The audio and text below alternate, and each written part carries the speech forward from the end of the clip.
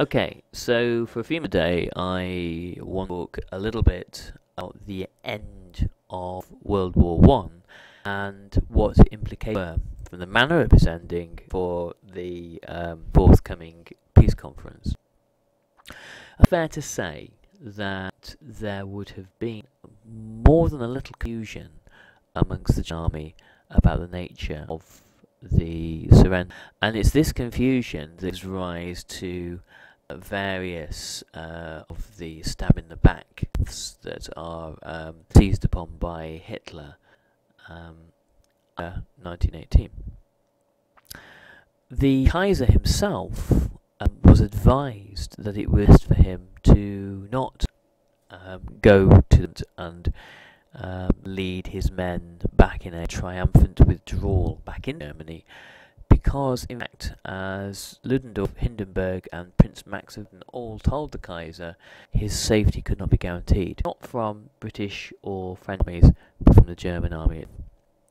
So from that draw, can't we, that there was a high degree, in the eyes of the top brass, of dangerous, potentially mutinous sentiment troops.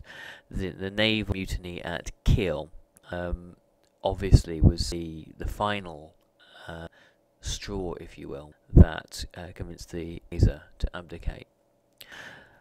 The thing I thought many German soldiers would have perplexing is the fact that in their eyes they felt that they weren't actually losing when the arm was signed. It was the Wehrmacht was something like about 40 miles from Paris. They felt that for much of 1918 they had been giving the Allies an absolute hammering. Indeed they had. It was only in the second half of 1918 that fortunes swung against them. So they felt there was a great still to fight for. And indeed, having sacrificed 2 million men up front, it seemed, nothing short of criminal in the eyes of many soldiers that any kind of capitulation should get into at all.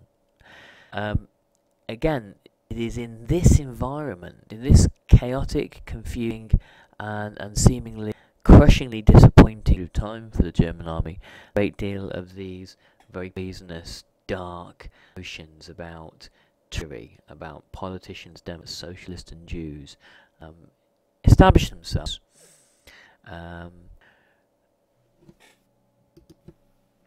Obviously, what the soldiers at the front were aware of was the degree of unrest back in Germany.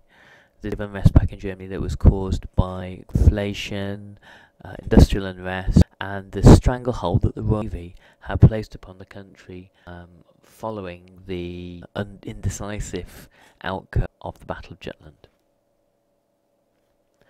The Kaiser was becoming acutely aware. He himself was crippled by an ongoing dark vision, which left him handing over the majority of his power to Ludendorff and Hindenburg, who from 1916 onwards had run the country as de facto military dictators.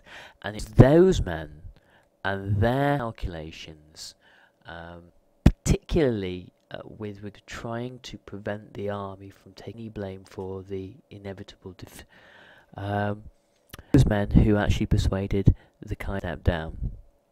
Perhaps the one way of looking at it is, yes, the war perhaps wasn't lost on the battlefield, but the enormous strain of a war on fronts, the kind of war that Bismarck had cautioned against since 1871, took its toll on German society itself.